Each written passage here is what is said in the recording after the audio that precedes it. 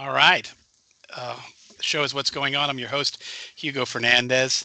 And we started out the show today with the Tufts University third day gospel choir, which, interestingly enough, my guest here told me before the show started that she was the director in her time there. And of course, I'm looking. My guest today is, of course, Wendy Nichols, Executive Director of Diversity, Equity, and Inclusion, and she's on today to talk about her new role and highlights of this year's activities for Black Heritage Month. Welcome, Wendy. Thank you, Hugo. It's nice to be back. I almost did that thing again that I did on William's show where I opened up the wrong box to see your intro and get it right. But, I knew you went to Tufts, and you know how I like to open with music. And I started thinking, like, they've got to have a gospel choir, right?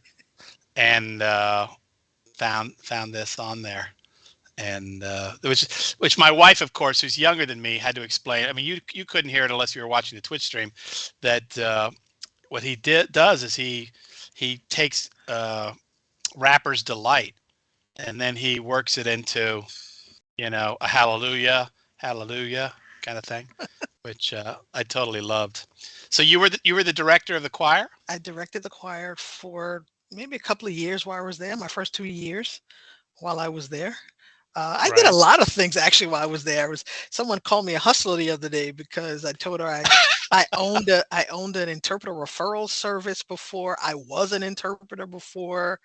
I have a book that I'm publishing on poetry, and then I was thinking about it yesterday. It was like I was on a radio station too. I was a DJ in a radio station while I was at Tufts. Wow, So you I've done a sound lot like of me. stuff. Yeah.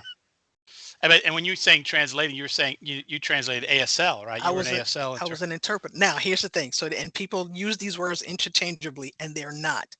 Interpreting is the actual physical work of it. So, if you had someone who's speaking Spanish and someone who doesn't, and I was the interpreter, I'm speaking both languages. Translation is written, so they're not interchangeable.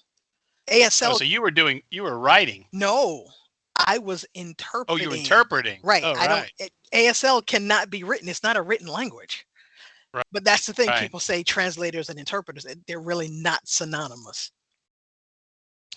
And it's interesting because I have a deaf studies student in my class this semester, which I haven't had one for years, and whatever, for whatever reasons. And we were doing actually a workshop. I do an assignment where I have students read us something, and I ask them to then translate it into another language. And for people who are, English is a second Hmm. language, that's not, they can just try Right. that. But of course, they struggle doing it because it's word for word. And then, but I tell people, well, you do know other languages. You know street vernacular. You know texting.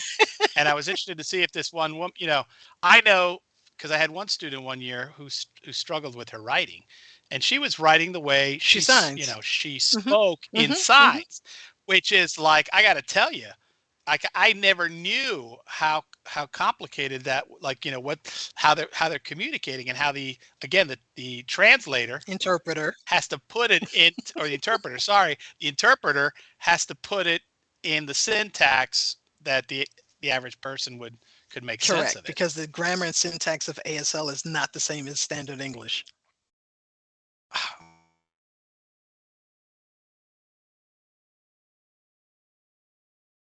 And then on top of that, if ASL wasn't her first sign Right. language, there's another layer to that. This is I had one student who in my photography program who didn't, like, this happens a lot, where, like, they don't sign. They don't know sign. Yes. Yeah, there are some students who don't sign American Sign Language because they come from a different country, or they don't sign at all, Right.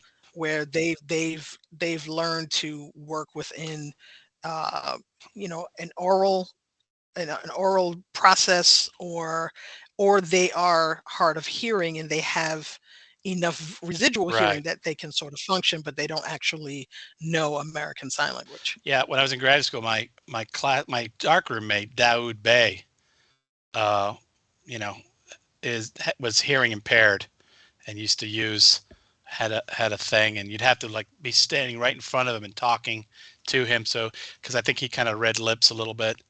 And but Hmm. the funniest thing, when we would have critiques, and these be like these 3 hour ordeals where we're looking at somebody's work for an hour and talking, and sometimes or like a class where the professor was pontificating and criticism or something like that. And I swear, I always thought he was turning down, and then people would say to him, "Hey, what do you think, Daoud?" And he'd be like, "Huh?"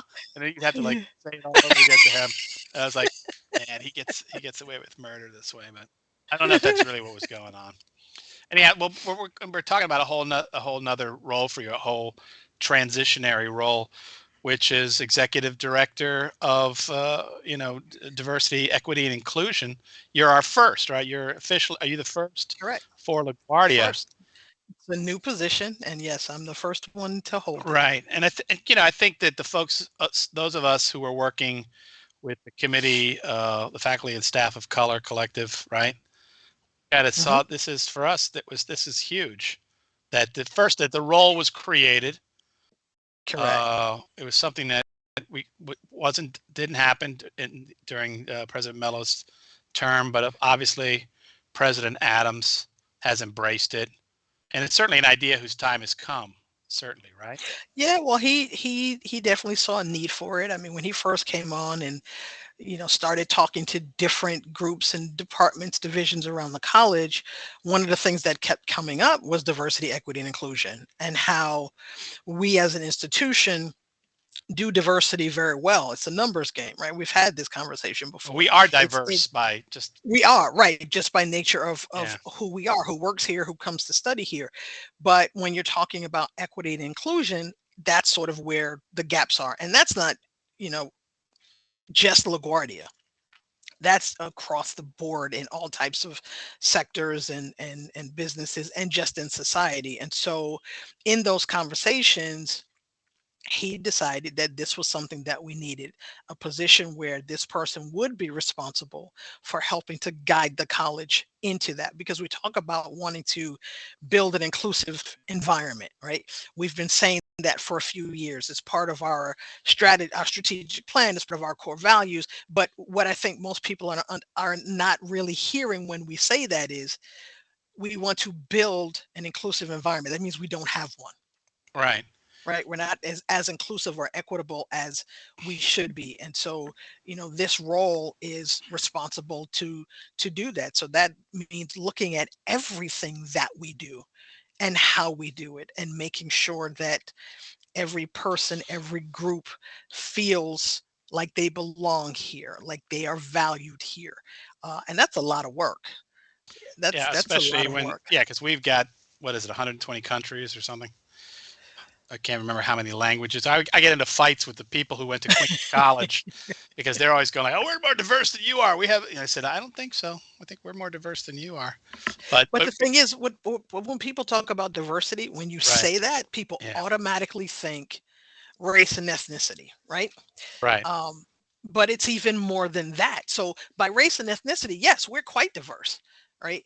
Um, except when you start to disaggregate things. right, If you're looking at leadership, if your top leadership all looks one way, then are you as diverse as you say you are, right? If right. um, Again, but that still has to deal with equity and inclusion, because you have all of these people from different places who speak different languages. But if the same people are the ones who get to speak, if the same people are the ones who get to hold leadership positions, again, now you're starting to talk about, do we have that? Do we really have diversity of thought? And so All diversity right, is more than just race and ethnicity. right. And yeah, like you said, and the disaggregation never ends. It Right, keeps getting, you know, like so. For example, if I'm there, I'll say, okay, I'm the brown guy, but then, well, where's the brown woman? Or right, where's, I mean, or where is a person who is gender fluid? right. So it's like we can't get inclusive enough. We can't get diverse enough. We can't, and the equity. We can't be equitable, Equitable sufficiently enough. equitable. Right, but and that's why President Adams wanted a position like this. He wanted someone whose main focus was to get us there, Right. Get the get us headed in that direction, making sure that our policies, our processes, our programming is advancing and maintaining equity and inclusion. Okay, so how do you do that? Can you talk a little bit about like what you're doing? What does your role entail? Because I have had some people say like, "What does she do?" And I haven't, but because they see the emails, and I guess they're Right. trying to understand the role yet. Well, and that's the thing. I've only been in the role for 6 months. Right. So there's still a lot of crafting that needs to happen. Now, I am not the chief diversity officer. And the chief diversity officer, when we hire one, we are in the middle of a search for that, will not report to me, right? As it stands, I'm basically an office of one, even though I'm not an office, but that's the Right. best way to say it, right? I'm not the Title IX officer. I do not investigate issues or complaints of discrimination, bias, sexual harassment. That's not what I do. Neither am I someone who will dole out discipline related to any of those complaints. That's the chief diversity officer, right? They make sure that we are in compliance with federal, state, CUNY regulations about Title IX, about hiring practices, things like that.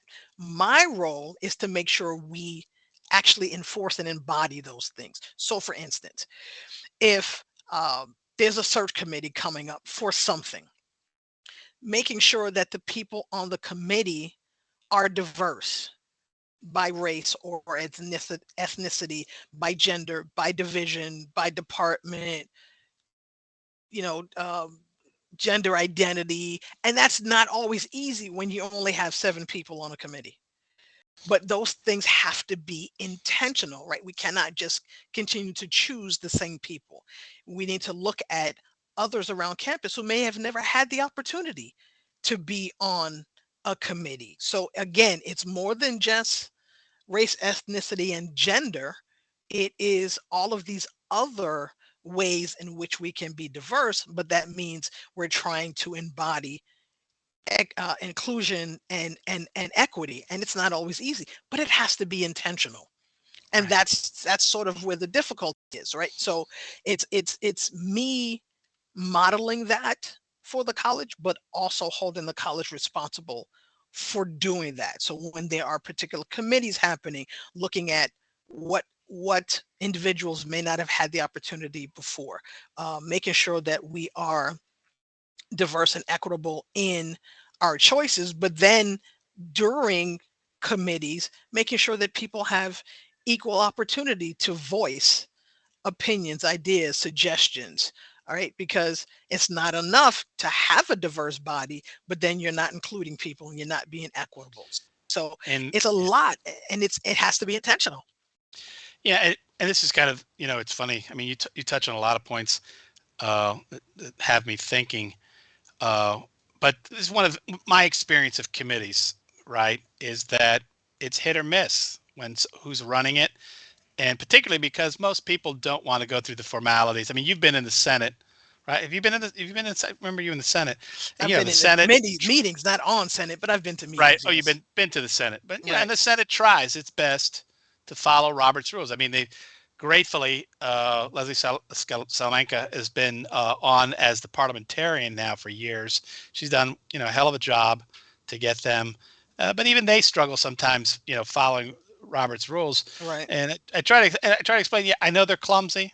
I know, especially when you don't know them, they're hard to. But they really are all you have in those kinds of settings, so that everybody does have an opportunity to be heard and also protected, because typically that you don't have conversations in those kinds of meetings. You speak to the chair.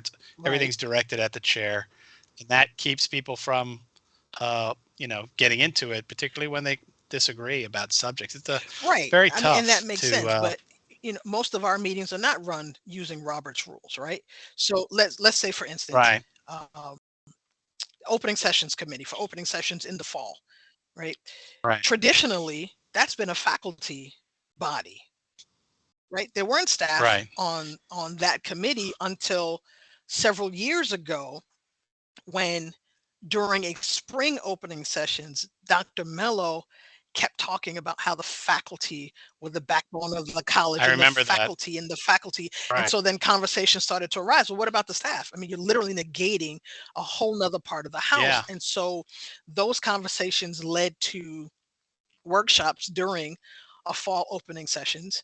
I was invited to join the committee because uh, I wasn't even the one leading those conversations, but somehow someone heard the comments I made. It's like, okay, well, why don't you come join the committee? And then I wound up being invited to be one of the co-chairs. So I was a co-chair with Darren Baraney. So we had a faculty and staff dyad, right? And so in opening sessions, it's basically a 2-year commitment. Your first year, you're second chair, you're learning the process, you're helping Right. out. Then that second year, you become the lead chair. So one of the things that I opted to do and suggested that we do going forward, and it appears that we're doing that, is to make sure that those co-chairs going forward are that dyad, faculty and staff. Right. So when I was first chair as a staff member, I asked a faculty member to be my chair. Then the next year, she asked a staff member. So we're trying to keep that going. So there's that equity and inclusion piece, right? So that you're including faculty and staff. And so these are all the different ways that we do have to look at what does diversity mean? How do we advance equity? How do we advance inclusion? Again, not just race, not just gender. So it's all these different ways. And I think the key word is intentionality. We have to really do it. It's not just going to happen, right? So people have to know that. So these are things that I continually try to remind people from the president on down. We have to look at these particular things, and um, we have to look at the way that we use language when we do particular things. I often try to remind people when they are going to speak in front of a body to no longer say good morning or good afternoon, ladies and gentlemen, because not Right. everybody identifies that way. So we don't want to exclude anybody. And oftentimes it's inadvertent because that's what we're used to, but we Right. have to be intentional and remembering now, good morning, everyone, good morning, all, even in our emails. And so it's these different things that we have to um, be mindful of. And my part of my job is to remind people of that, right? And it may feel like policing sometimes, but this is what's happening when we're trying to create this inclusive environment. And so until it becomes habitual, that's something that I have to remind people, including myself, because it is habitual to say good morning, ladies and gentlemen. I have to remind myself, don't do that. Yeah, it's tough to do. It's again makes me think of a few things. My wife was took some workshop about, you know, I mean, the workshop sounds awful, but it's about white Hmm. supremacy and becoming conscious of how, uh, it happens in your day-to-day life without Right. knowing it. How you think of yourself as not being, not behaving in Hmm. that fashion, but how it Right. can happen. And part of it is about standing up in a situation when you see something happens and, Right. say something, you know, bystander Right. things. And interestingly, it happened to me like last week where I was talking about somebody, and somebody who I was not happy about, and I made a remark about, I was saying they're a great dresser. And somebody had to explain to me, and I knew it when Mm. I was saying it. I knew it. I was thinking like, this is probably not okay because this person is a woman, and so somebody had to say to me, you know, that's probably not a good Right. thing to say because women, people say that about women.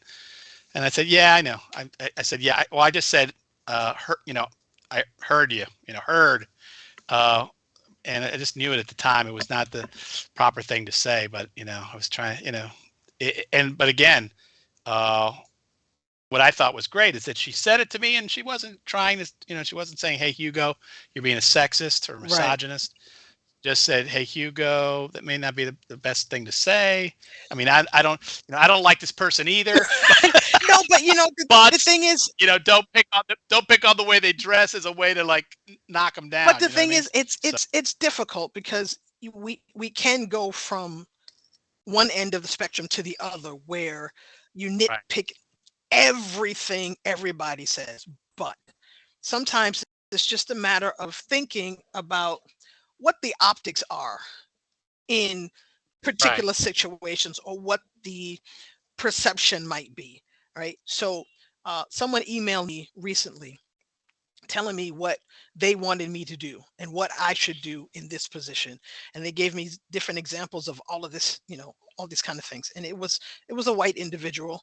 And I had a phone call and I asked if this person emailed or called any other member of the president's right, cabinet and told them what they right. should do or how they should do it. Well, no, I said then, but you'd think you should do it to me, the black female. And it's like, Right, no, no, no, that's not what I meant. And I said, okay, I get that, but I need you to understand the perception of right, that, right?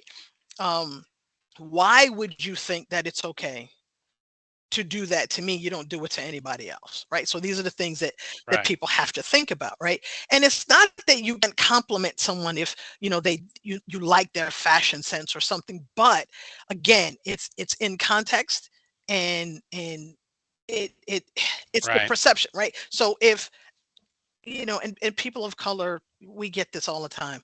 You're so articulate, right? And it's meant to be a compliment, but the underlying right. premise is that you're an exception, that most people of color aren't articulate. Yes, So then it's not a compliment, it's a microaggression, right. right? And so Which is it's again, it's thinking about those things and what that means and what it means to the receiver. right. And but you, like you're saying, you're doing this in one-on-one situations, and obviously there are workshops that are going on now that people are invited to. Do you think are you working towards making this something that where we're all going to get training Yes. in like the way we get training for what is it, for the workplace violence, for Yes. Yes. for The answer is yes. sexual Yes. so we're heading that way for both The microaggressions answer is and the yes. bullying Yes. stuff, Well, right? because here's the thing. And I started saying this when I got into the position. It's difficult to do some of those higher order conceptual workshops when we don't have a basis for being kind to each other, right? Right, If you don't recognize my humanity, we can't talk about how the things you say or do or others say or do um, affects me or other subpopulations, because you don't think that we're even worthy of having those conversations. So we've got to build a foundation where we're more civil, when we are really accepting of others and helping others to feel a sense of belonging. Then we can start to really build on things like micro and macro aggressions and systemic racism and so forth. Now, is it going to be 100%? No, because not everybody's going to buy into it. But if this is what we're saying, it's in our strategic plan, this is the kind of environment, type of institution we want to have, then we have to do those things as much as possible, right? And so, yes, there's going to be training, and we're looking at how do we do these different things, right? Obviously, funding is always an issue. We have to have money to do these types of things. And the president has been exceptional in finding some money for me to be able to do some of this campus wide training and so forth. It's also looking at the type of resources we use. We have access to LinkedIn Learning. We're definitely going to be using that to supplement some of the in-person training or campus-wide training that we do, because there's a lot of information on there that also explains some of what we might be doing in training, and it reinforces that, and people can have certificates that says, hey, they did this, right? And then that goes into their file. Then when they have their evals, that's a part of it, right? um, and so it's sort of putting all of these things together. And so, to go back to your question about what I do right now, because this position is so new and we're still crafting it and shaping it, a lot of what I do is behind the scenes, right? So your question about training, yes, we're working on that, right? But it's not as if I'm going to tell people every step that's happening in terms of planning those things.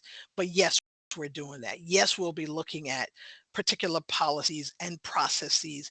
So it's all of these different things, but everyone's not going to see that right away, which is why I'm happy um, with the events that we're planning, that people get to see a part of that, because um, Black Heritage Month is not the only celebration that I will be helping to coordinate. I coordinated Unity back in November, right? Um, there are celebrations coming up in March, April, May, June, and that's all of that's a part of it. And what's beginning to happen, which I love and also becomes very challenging, is more people want to do things celebrating um, observances that we've never done before, which is absolutely what we should be doing, so that everyone feels that sense of belonging here and they feel like they are valued and accepted, which is also why I send them monthly emails. Did you know? Right? A listing of just Right. different things. And it's not just religious observations, it's not just cultural or racial, it's observations that might be honored by different members of our community. And if Right. you don't celebrate it, it's okay. It doesn't mean it shouldn't be included in the list. Someone told me I shouldn't have included, I think, National Vegan Day or something at the same time that I included Hanukkah. And it said they told me it takes away from the importance of Hanukkah. But when people who live the vegan lifestyle reach out and say thank you, I feel seen, that's exactly the point, right? So people Yeah. feel like they are included, but also learn about things that you don't honor or celebrate. That's the whole point. That's how we get to know about each other, and we can further value each other if we learn about each other. That's the whole point. Yes. Understand their perspective. It's 1:29, so I'm just going to do the station break now. The show is What's Going On here on LaGuardia Web Radio, WLGR. I'm your host, Hugo Fernandez, and my guest today is Wendy Nicholson, Executive Director of Diversity, Equity, and Inclusion. And we're talking about her new role, and also now we should probably move into highlights of this year's activities around Black Heritage Month. And you actually corrected me when we were writing the teaser, because I was calling it Black History Month, which I guess historically it had been called, and you said no, say Black Heritage Month. So you want to talk about, let's start there, why the difference in the language? Well, as time goes on, things change, labels change. I'm used to calling it Black History Month as well.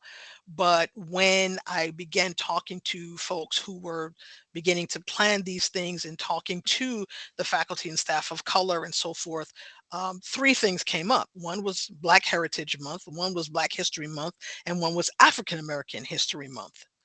And so I had asked for a logo for our events. And so that question came up, which one is it? So I sent a poll out to people of color around campus, and the overwhelming majority wanted Black Heritage Month. And so that's what we did. Right. So it wasn't my decision to change that. This is what folks wanted to use as a label. And part of that, I think, is um, if you're celebrating just Black history, you're not necessarily looking at what's current. All right. And there's nothing wrong with that. You're honoring the past. But when you talk about the heritage, it encompasses all of that. And so your events, your celebration could look at a lot of different things, which in my video for the kickoff, I alluded to that. And what we're trying to do is not only look at what might be historical, but what our legacy is and what we are putting forth for future generations. So that's the whole heritage piece. Yeah, I mean, when I got your response and I thought about it, and I said, like, well, yeah, because heritage is about what we pass on and what we give to our children, and how it's about value Right. and it's about Right. contributions. And so I totally got it. Yeah, yeah, it's enough. Yeah, I mean, obviously, the history piece is important too, of what African Americans have been put through in this continent, and being torn from another one. But let's also talk about the contributions, which are so many, right? And exhausting, and don't get enough airtime True. in the True. culture. In the culture, And this is why I'm happy with what we have planned for this month, right? So there were several different people and groups involved in planning our activities, and I'm very happy with the variety of things that we have, right? So when we're looking historical, the archives is putting out information twice a week about notable New Yorkers, notable Black New Yorkers who have done stuff for the right? city. So a lot of that is historical. Um, Campus Life is putting out stuff on their social media once or twice a week where they're looking at notable Black couples. Some of their work is historical, some is current. And then we're looking at just the programming that we've had. We had a panel of Black entrepreneurs, which was absolutely phenomenal, and their stories of how they got to be entrepreneurs or why they wanted to be entrepreneurs and the advice that they gave our students and our audience, right? We had a cooking demonstration where folks learned how to make a traditional Haitian dish, which was used to celebrate their independence, right? Um, Tomorrow we have coming up a conversation with queer Black men where they're not just talking about being in academia, but what are their experiences across the span of life, church, their spirituality, work, conversations that you don't necessarily get to hear because they're not often highlighted, right? Um, we're going to have a panel highlighting our Black administrators here at LaGuardia because my feeling is a lot of people don't know who we are, especially our students. But when students come in and ask, well, what can I do with a liberal arts degree? Several of us have liberal arts degrees. And for them to be able to hear our educational and career journeys and know that it's not always a straight line, but here it is, we have these liberal arts degrees and now we have positions where we are in leadership. And so we'll talk about missteps along the way, what we've learned, mentors, and how that was instrumental in our lives. So this is the way where, again, so now we're passing on to future generations. This is stuff that you can do. These are accomplishments that you can make. So we have, a variety of events that we have planned, and so far they've been absolutely wonderful. And then we're ending the month with a virtual party, just because. It's just culminating, and we're just going to, Right. look at Black music across the generations, right? And I Mm. think that sometimes people don't understand as time goes on and music becomes what it is for this generation, they don't realize that what they're hearing was built on generations Right. prior. So but it's just a time to have fun, but to honor our music. And which is again an aspect of the culture, Correct. right? That uh, and it coming from, like, again, starting the show with the gospel choir, and people don't realize the impact that the gospel music had on all the forms of music, which now we think of so highly, Right. right? Because for whatever reasons, their relationships with the church, or just not knowing. I've always thought this notion it would be fun to teach a history class backwards, where you talk about, okay, so what is it Right. now? Everybody's into R&B or hip Right. hop. Okay, so let's now go back to where that came from, and keep, and you're Yeah. going back until we end up, we're in West Right. Africa with the Right. Mbudi. Listen, it makes perfect sense because I think that people don't understand the progression of music and how it's influenced Right. other things, and then how it began to influence music in different countries and different cultures. And so it's not just black music, but their influences are all over. Well, the mixing, But the it's creolization. part. You're right. It's part of the culture. Yeah. I look. I've been trying to attend events. I try to attend as many. With Zoom and everything. It's almost like you can pop into almost everything. One of the things I struggle with is the fact that there are a lot of them that are in the evening, and anybody that knows about my schedule these days is like they know like I'm exhausted. It's usually around 4 o'clock and in bed watching drivel. So it's very hard for me to do the night stuff. But I did attend one which was interesting, and it was people talking about Hmm. relationships. And at first I didn't get it, but then I started, they were just talking about healthy Right. relationships. And regardless of who a person is, what their background is, at this time in their lives, they need to hear that kind of Right. information because I can certainly, again, I always use myself as the example, the kind of madness I was engaged in at that Hmm. age. And I could have, my parents were certainly, their relationship was not a great touchstone. Uh, but I found it interesting, and so I have wanted to attend more of the events. The evening stuff is almost like when I see a 6 o'clock, and I don't know. You want to talk about that Well, scheduling? so We were talking about scheduling again, before, that goes back to equity and inclusion. We have evening right? students. We Of have course, staff and faculty who are working during the day and can't come to events during the day. So we've made some events at night too to give people choices, right? And it's equitable because we can't have everything during the day when some people right. can't come and we do no programming in the evening for others. And so we made that conscious choice to have some things in the evenings just so that people can attend them. And we are recording most of them, so that um, those will go up on the DEI website, so that people will be able to access some of that information as well. But that's again going back to equity and inclusion, which sometimes has to do with access. Right? When can Totally. you be there or when can't you be there? And so we have to make those decisions to not just hold everything during the day. Yeah, and look, this comes up with students all the time, which is again, like you said, students who night students and or student, like for example, weekend students. They want Right. services and they're not available, and we go into this circle about how do we make that happen, and again with like, so who's going to run those things at night. I get it.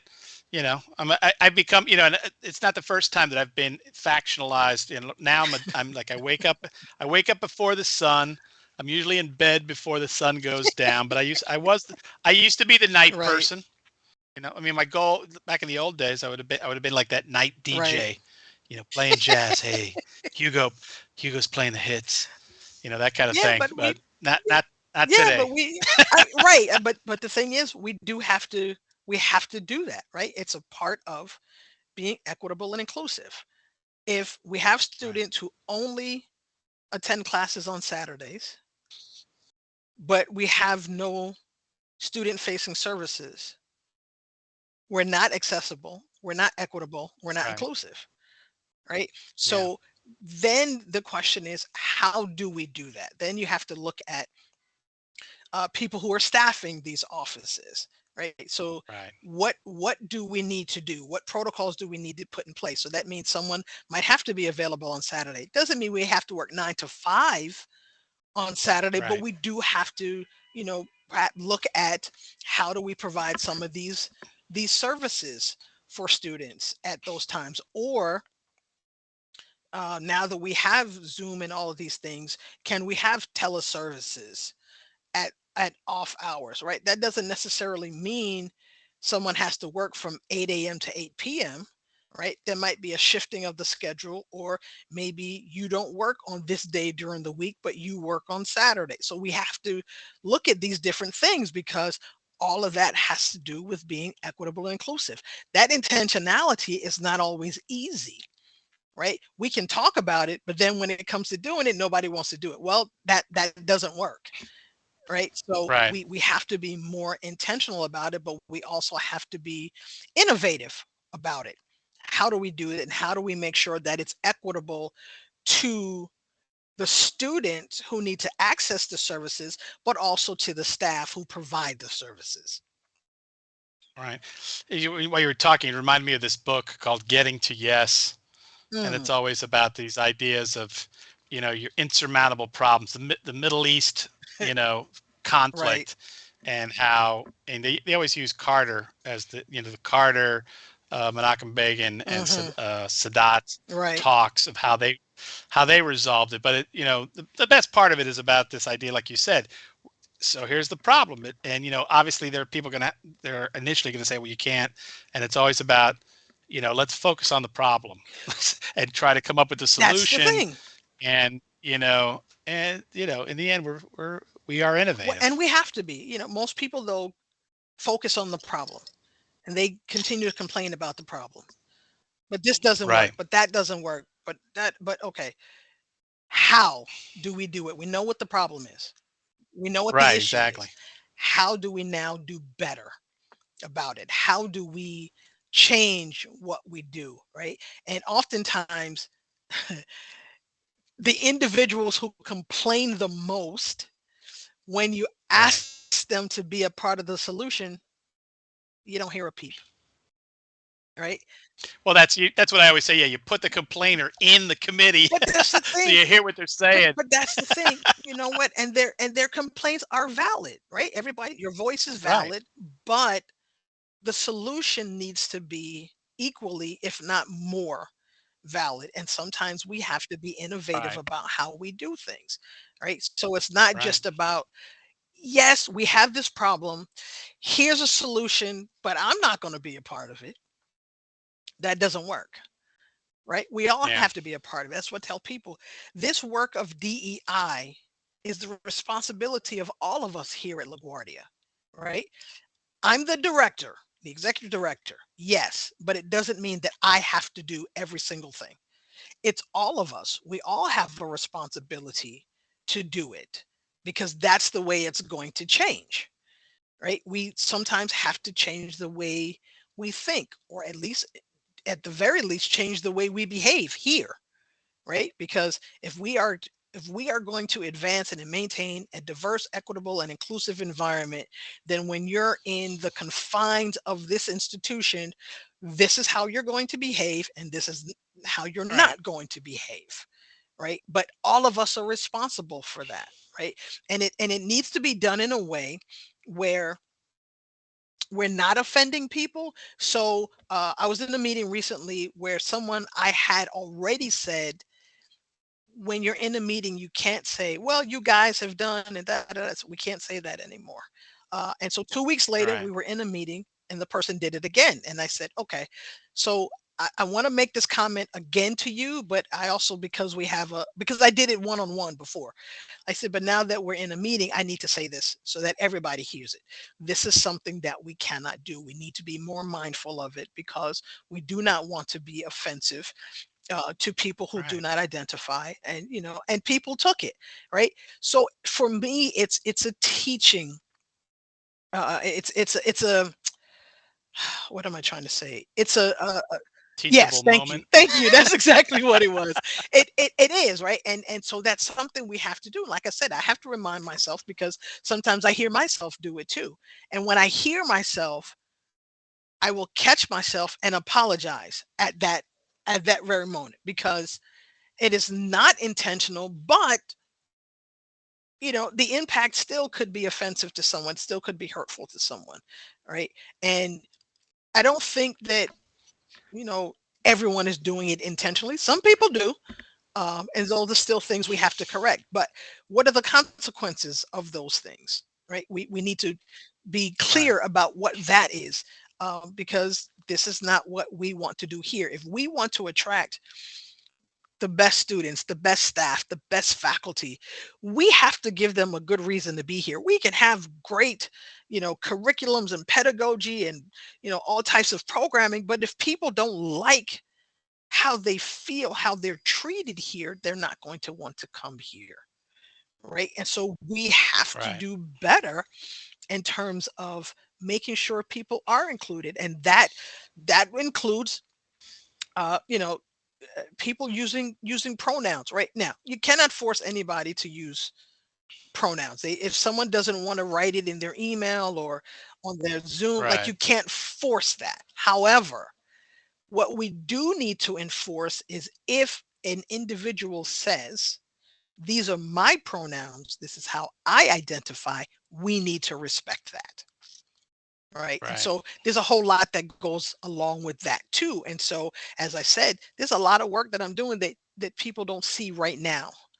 Right, trying to look at all of these things and where the gaps are and how to address these things. And um, it's big. It's a big um, undertaking, right? And again, like I said, it's not just my responsibility. My responsibility is to guide us through these things, and that's including, I've talked about this before, creating a social equity plan. Now, that's not the answer to everything, right? That's not going to be, hey, we have this document, we're great, we're done. It's not that. But that's like the blueprint of how we're going to advance this equitable and inclusive environment. That means there needs to be representational voices when we are trying to create that, because I cannot think about everything that someone else might experience because it's not my experience, right? I need other people's ideas, diversity of thought, right? Diversity of race, gender identity, all of those different things, so that we can come together. And what is LaGuardia going to look like?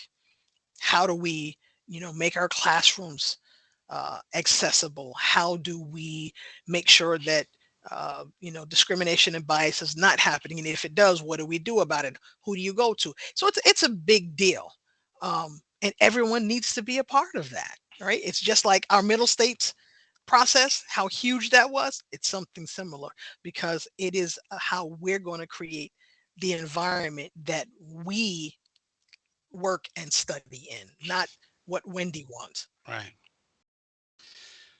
So a few things I was going to say. One is that we're coming up on the end of the show. We got about a little under 10 minutes.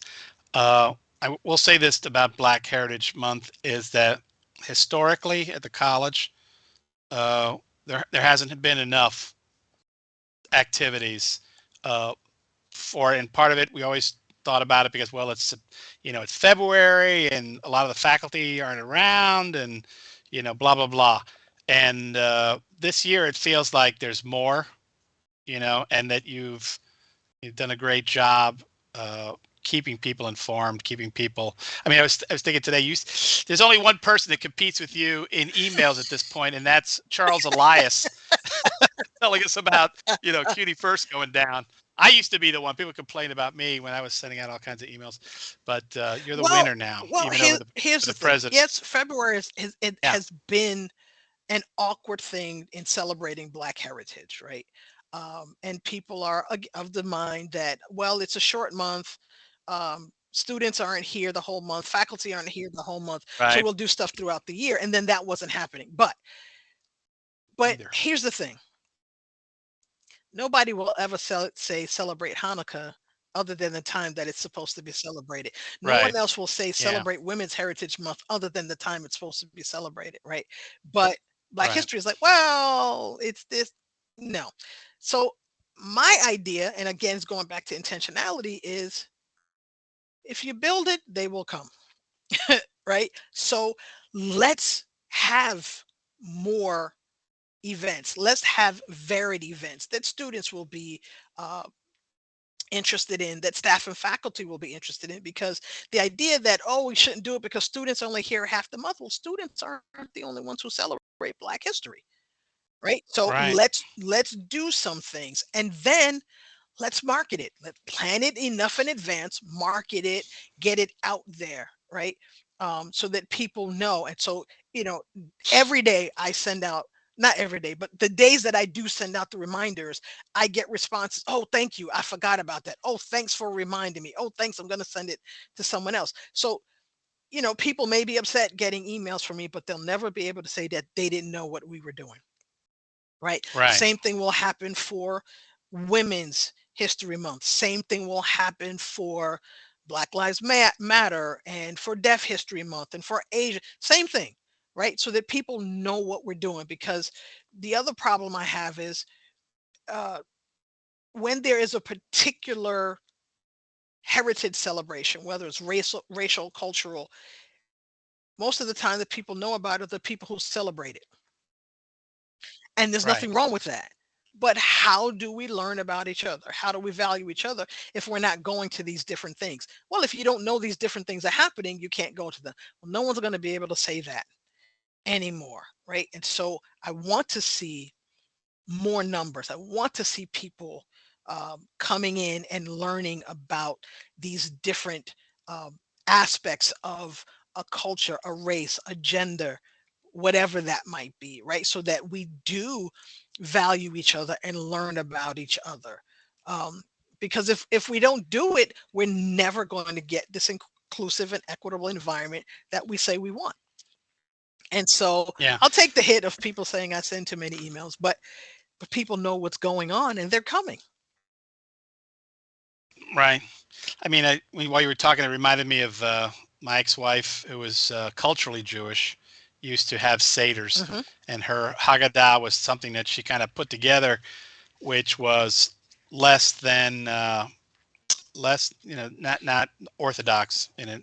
But when I attended her seders, and I kept it going, I tried to keep it going with my daughter, who is identifies as culturally Jewish, and but didn't like to be the only Jewish person in the room when we were doing these Right. things, and I just realized that probably the most important thing I got out of that celebration was the fact that we were once slaves. We through the grace of God, we got out of that, and now our job is to not allow that to happen to anybody Right. else. And that's the message I got from it. Not being Jewish, uh, I mean, I know it has a lot of other meanings to it, particularly for people who identify as Right. Jewish and are religiously. And that's a thing that you don't know that unless you participate in it. Correct. I wouldn't have learned that if I hadn't done it. And of course, I also love, I love, what is it? Lamb, lamb, roasted lamb ribs or whatever. I love the food too. Like my father, I brought up my father. This Cuban guy. God, he loved the krugel. He was just eating that stuff Google. up. That's good. So, which is another way that people we come together. We come together through food. But We come that's together the through thing, music. right? So there's a lot more Yeah. that binds us together than separates us, right? And the one Yes. thing that I try to explain, I use to explain that to people is if you get a diverse group of people together, Right. culturally, racially, what have you, and ask them how rice is cooked, because everybody has Yes. some version of rice, but it's all cooked differently, right? So Yep. if I learn how you cook it and someone else learns how I cook it, guess what? Now we have all these different things um, that we can celebrate and honor, right? I'm a foodie. I love food. I love different types of Right. food. I like trying different types of food. Um, but that's something that binds us. You listen to different cultures and heritages talk about how they learned things when they were passed down orally. It was generally over food, right? We Right. sat and we had these conversations over food, and I learned these things. So that's something that binds us together. But let me learn how you do it, what it means for you. What's your tradition when you sit down to eat? Okay, that way, if I come visit you or I'm around you, I know what to do and I can honor that Yeah. tradition, right? And so that those are things that bind us together instead of separating us. And to understand, yeah, the rice analogy is a good one. You know. By the way, if people want my rice recipe, it's on the Streamathon. Uh, I think I don't know if I attached that with my mother's black bean recipe. It's We joke, yeah. I mean, yeah. it's interesting. Look, when you ask, We're out of time. We're out of time, Wendy. So we keep going, but it's 1:57. So and I want to play. I want to go out with again the Tufts University third Awesome. day gospel choir. So I want to give you an opportunity to say any last words or thank yous or anything you want Oh to my say. goodness, so many people to think there's no way it's going to happen forever. But for Black Heritage Celebration, and I've done this before, thank you to Shayla Pruitt and her team in Campus Life, who've planned some of our events, Dr. Shanae Wallace, Dr. Tamika Battle, Carlos Freire, who's been really great in terms of our videos, and Eric Hoffman and his team, who've done a lot of production for us in our Zooms. We've had an awesome time, and there's so much more coming up. So you're going to get more emails. Tomorrow night, 6 o'clock, conversation with queer Black men. Very exciting. And thank you for all your work on this. Like I said, I think that it's a marked difference this year as far as the spotlight on Black Heritage Month and the number of activities. It feels that way to me. Right, Whether I'm correct or right. not, I don't know. And I want to just thank you again today. Our guest is Wendy Nicholson, who is the executive director of uh, diversity, equity, and inclusion, and we've been talking about her new role and also the activities for Black Heritage Month. And as I said, I want to close the show as we came in with the Tufts University, Wendy's alma mater, and her former directorship, third day gospel El choir. Jumbos. So thanks for watching. Thanks for listening. And Mr. Pope, please take us out.